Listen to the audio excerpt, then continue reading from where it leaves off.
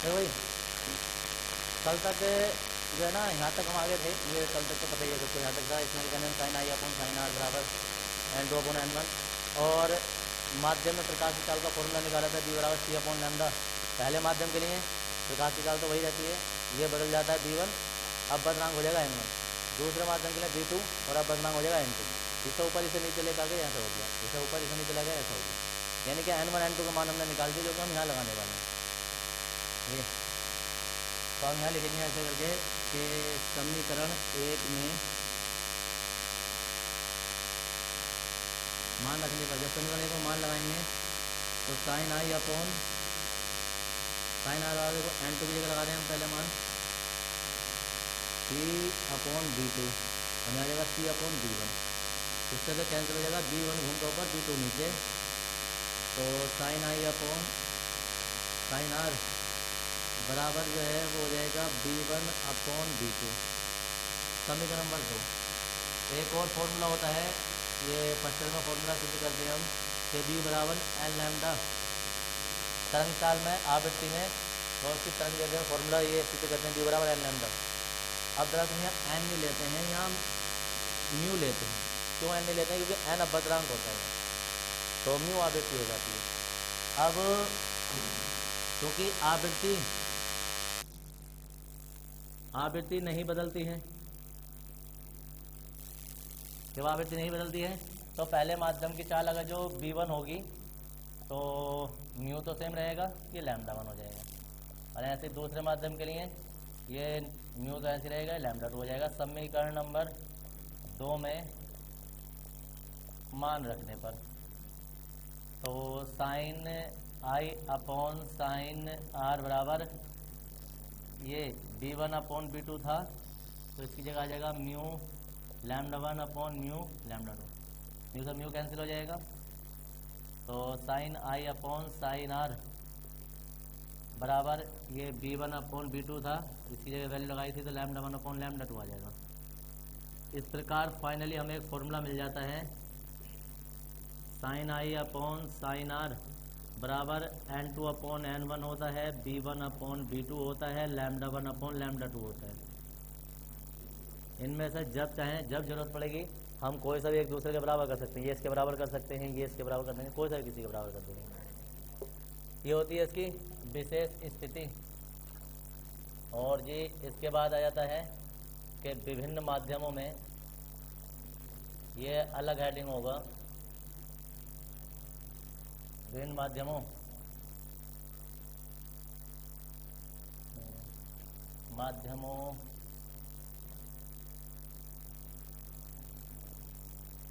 के सापेक्ष अपवर्तनांक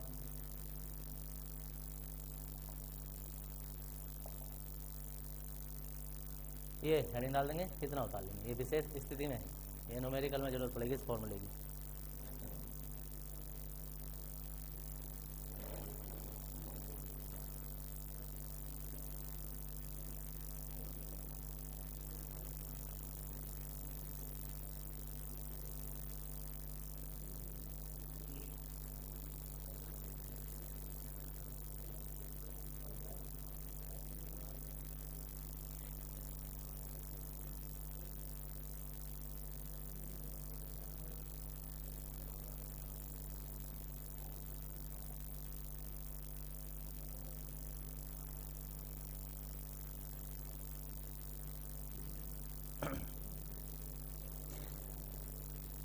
ब्रेल है, जरूरी नहीं है कि एग्जाम में हमेशा सघन और ब्रेल लिखा हुआ है, इसलिए अपना आप ऑटोमेटिक पहचान जाना। अब देखो सर, हम इसमें स्नेल ऐसे लेंगे,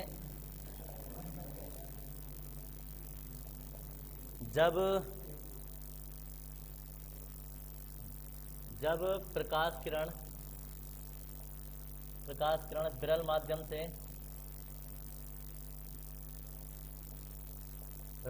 से सघन माध्यम में प्रवेश करती हैं,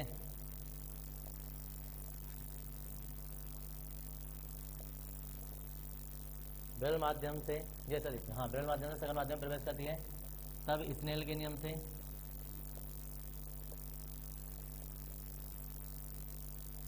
और स्नेल का नियम ये है sine i upon sine r बराबर देखो 1n2 लिख देंगे, समीकरण नंबर 1। अब क्या होता है, अगर हम टॉर्च जो है, जो भी हमारे पास लाइट है, प्रकाश किरण है, उसे हम इधर से इधर की ओर प्रवेश करवाएं। जब प्रकाश किरण सघन माध्यम से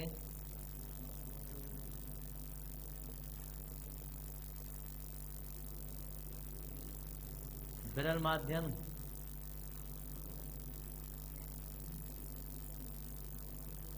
जब प्रकाश किरण सघन माध्यम से विरल माध्यम में प्रवेश करती है, साइन आर अपॉन साइन आई, पता चला कैसा हुआ है। अब ये आपतन कोण बन जाएगा, ये अपवर्तित कोण बन जाएगा, क्योंकि जहां से किरण चलना स्टार्ट होती है वो आपतन कोण होता है और आपतित किरण होती है, जहां चली जाती है वो अपवर्तन कोण होता है और अपवर्तित किरण होती है। तो अब जो है वो ये जो आएगा वो आएगा 2n1। इसका मतलब था पहले माध्यम के सापेक्ष दूसरे माध्यम का अपवर्तनांक, इसका मतलब दूसरे के सापेक्ष पहले का अपवर्तनांक। समीकरण नंबर 2 तो करती है तब स्नेल के नियम से लिख देंगे, नियम से लिख देंगे। समीकरण 1 व 2 की गुणा करने पर, अब गुणा करेंगे sine i upon sine r, sine r upon sine i बराबर यहाँ हो जाएगा 1n2 2n1। देखो आर से आर कैंसिल, आई से आई कैंसिल, ये हो जाएगा 1। या क्या, या इसे हम नीचे ले आएंगे तो ये 1n2 बराबर जो होता है वो 2n1 होता है। इससे एक बात पता चल जाती है कि अगर हमें 1 की जगह 2 और 2 की जगह 1 करना होगा ना, तो 1 अपॉन करना पड़ेगा। क्या है कि पहले माध्यम के सापेक्ष दूसरे माध्यम का अपवर्तनांक को जब उल्टा करना होगा ना, तो वो उसका व्युत्क्रम होता है, तो वो 2n1 होता है। एक स्थिति यहाँ से पता चल जाती है। ये तो ये तुम्हारे स्थिति नंबर मतलब विभिन्न माध्यमों के सापेक्ष अपवर्तनांक, और ये था पहला। अब इसी का दूसरा पार्ट होता है, और दूसरा पार्ट था तुम यहाँ से डाल दोगे। अब देखो कैसा होगा।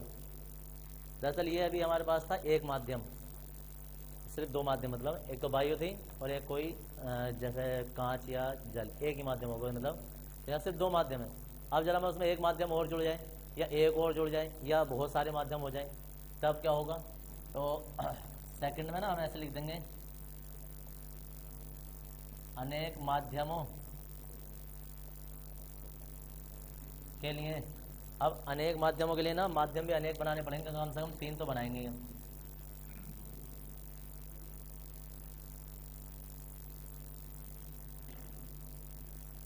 ये अब प्रकाश किरण यहाँ से जाएगी, इधर चली जाएगी, और यहाँ से जाके जब इस पर जाएगी तो ये और झुक जाएगी, और जब यहाँ से बाहर निकलेगी ना तो ऐसे निकलेगी।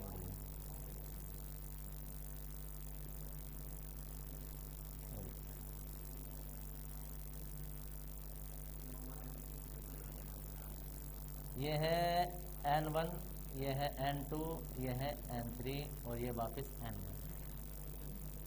पहला माध्यम जो है वो हम लेते हैं, सोचो वायु, दूसरा हमने ले लिया जल, तीसरा ले लिया कांच, और फिर वायु। याद रखना यहाँ हमने आपतन कोण जो है वो अगर जो आई माना है तो यहाँ हमने ले लिया r डैश। अब क्योंकि एकांतर कोण के नियम से जब ये r डैश है ना, तो ये भी r डैश ही होगा। पता था इस नियम से ये कोण बराबर होते थे, ऐसे ही इसमें भी ये और ये, हाँ, तो जितना कोण ये होगा इतना ही कोण ये होगा। अब ये r डैश है तो ये जल है, ये कांच है, ये और ज्यादा घना माध्यम होगा तो प्रकाश किरण को और ज्यादा झुका देगा, और ज्यादा झुका देगा। अब जितना कोण ये r होगा इतना ही कोण अब ये आपतन कोण बनेगा, इतना ही होगा, इतना ही होगा। अब यहाँ से किरण आपतित होती है और जब बाहर निकलेगी ना तो उसी कोण पर निकलेगी जिस कोण पर वो आपतित हुई थी, आई पर। ठीक है। तो देखो ध्यान से देखो, वायु से जब कोई प्रकाश किरण जल में गई तो अब ये अभिलंब की ओर झुक गई, जब जल से कांच की ओर गई तो और झुक गई, और जब कांच से वापस जल में आई तो उसी कोण पर निर्गत होती है जिस पर वो आपतित हुई थी। ये आपतित किरण है, ये निर्गत किरण है, और ये अपवर्तित किरण चल रही है, समझ गए, अपवर्तित किरण। अब यहाँ से हम जो हमने काम यहाँ एक बार किया था ना, हाँ भाई ये वाला यहाँ किया था, बिंदु ओ मान सकते हैं इसे हम, तो जहाँ एक बार किया था अब हमें यहाँ 1 2 और यहाँ 3 बार करना है ना जी। ये बिंदु ओ होगा, ये बिंदु पी होगा और ये बिंदु क्यू होगा, यानी कि स्नेल का नियम कितनी बार लगेगा, 3 बार स्नेल का नियम लगेगा, ठीक है ना जी। देखो सर हम इसमें लिखेंगे जब प्रकाश किरण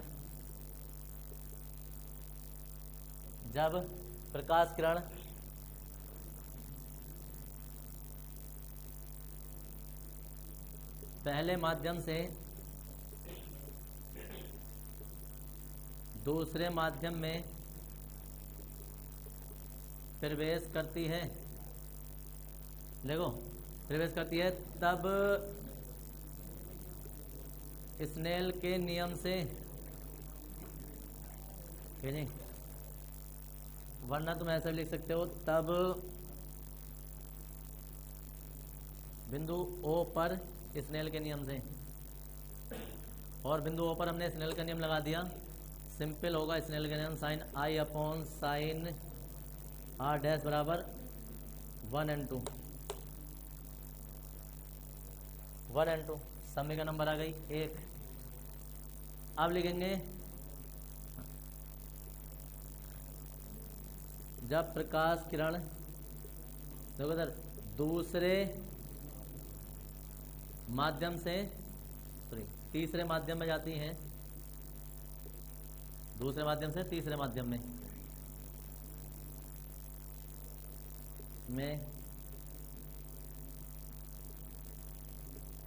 प्रवेश करती है, तब बिंदु P पर स्नेल के नियम से, स्नेल के नियम से, और साइन देखो अब ये कोण जो है वो आपतन कोण का काम करेगा, ये कोण जो है वो आपतन कोण का काम करेगा, ये अपवर्तन कोण का काम करेगा। तो sine r dash upon sine r बराबर यहाँ जगह 2n3 और ये जब प्रकाश किरण कहाँ जाएगी, देखो इधर तीसरे माध्यम से पहले माध्यम,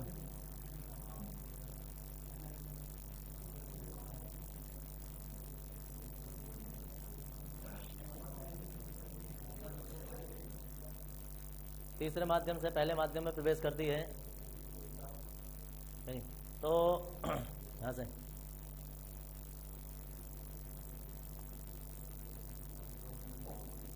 तब बिंदु Q पर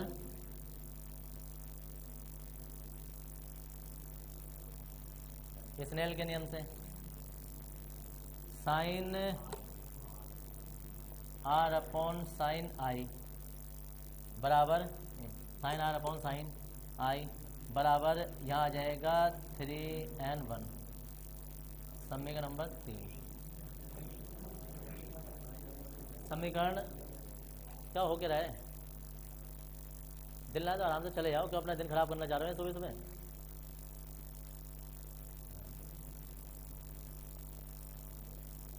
समीकरण 1 2 व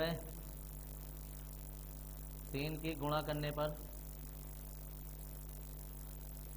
और जब हम इसकी गुणा करेंगे तो यहाँ आ जाएगा sine i upon sine r, sine r dash upon sine r, और यहाँ sine r upon sine i बराबर 1n2 गुणा 2n3 गुणा 3n1। अब क्या क्या चीज़ कैंसिल होगी, इससे कैंसिल, इससे कैंसिल और इससे ये कैंसिल। यहाँ 1 बचेगा और यहाँ आ जाएगा 1 and 2 गुणा 2 and 3 गुणा 3 and 1, ये हो जाता है। या इसे ऐसे लिख सकते हैं कि 1 and 2 बराबर 1 and 2 गुणा 2 and 3 गुणा 3 and 1 बराबर 1 आ जाता है। यदि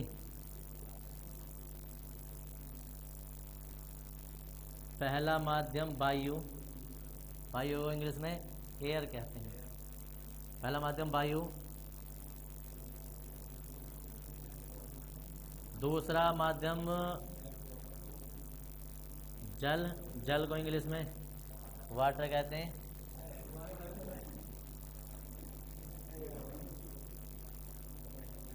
तथा तीसरा माध्यम कांच गिलास है। तो देखो सर, तब ये फॉर्मूला रीअरेंज कैसा हो जाएगा, 1 की जगह तो हो जाएगा ANW WNG GNA बराबर 1। ये इस ट्रिक से भी तुम याद रख सकते हो।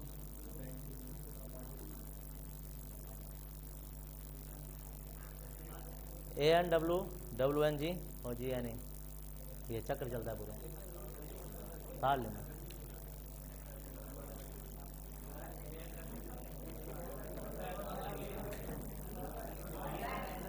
एक सेकंड,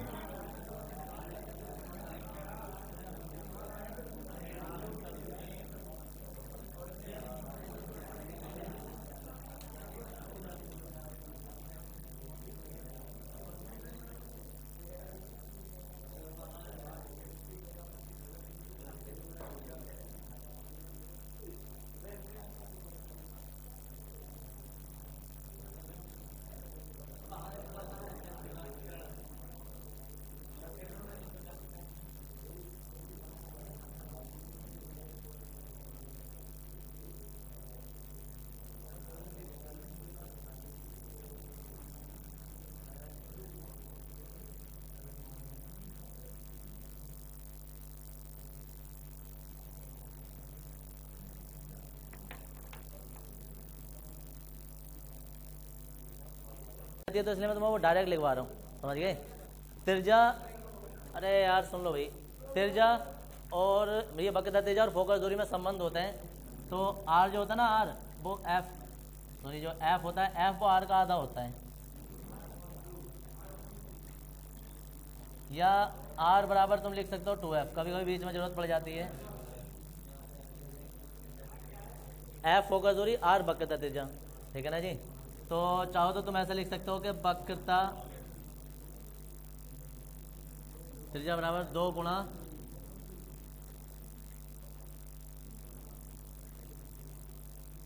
फोकस दूरी, ठीक है जी। अब देखो इधर ये हो गया इतना। इसके बाद एक फॉर्मूला आ जाता है तुम्हारा कि आभासी गहराई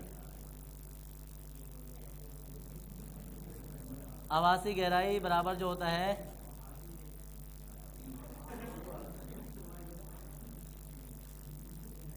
वास्तविक गहराई बटे अपवर्तनांक। आभासी गहराई h होती है, वास्तविक गहराई कैपिटल H होती है और ये n। याद रखना, अगर कोई तालाब या कोई स्विमिंग पूल या कुछ भी है जो तुम्हें देखने में साफ पानी इसमें भरा है और तुम्हें देखने में ऐसा लग रहा है कि ज़्यादा हमारे आधे शरीर तक या कुछ मतलब इतना गहरा होगा कि इतने में हम ना डूबेंगे, जब तुम उसमें कूदोगे ना तो पूरे के पूरे अंदर चले आओगे। कारण उसका, क्योंकि उसकी गहराई जब भी हमें दिखाई देती है वो आभासी दिखाई देती है, वास्तविक गहराई उसकी कुछ और होती है। जैसे विद्युत धारा वाले चैप्टर में था कि रियल में जो उसकी धारा दिखाई देती है वो रियल में होती नहीं है, उसके बैकग्राउंड में कुछ और धारा हो रही होती है। तो वही है, देखो कैसे कि अगर कोई, सुन लो यार एक मिनट, अगर कोई स्विमिंग पूल जो है,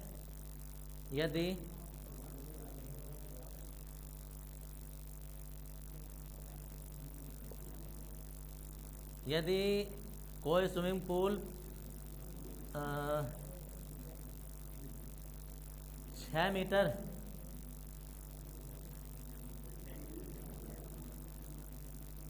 गहरा है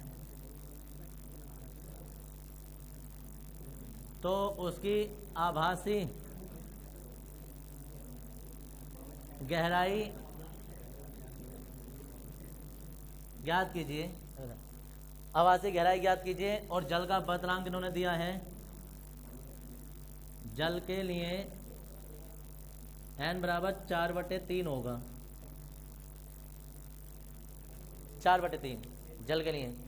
तो अब देखो उधर 6 मीटर गहरा है, हम इसके लिए आभासी जब मान निकालेंगे तो 6 तो ऊपर लगा देंगे और 4/3 नीचे लगा देंगे। ये घूम के ऊपर 6 × 3 और ये 4 से डिवाइड कर देंगे 3 और ये 2, 3 × 9 और बटे 2 4.5। जो 6 मीटर था ना, वो जब हम उसे ऊपर से देखेंगे तो हमें 4.5 मीटर का गहरा दिखाई देगा, लेकिन रियल में उसकी गहराई जो होगी ना वो 6 मीटर होगी। तो इसलिए, और एक और बात है, ये सिर्फ जल है, और कोई ज़्यादा गाढ़ा द्रव, इससे ज़्यादा बतलांक वाला ज़्यादा गाढ़ा द्रव होगा तो उसकी गहराई उतनी ही कम दिखाई देगी।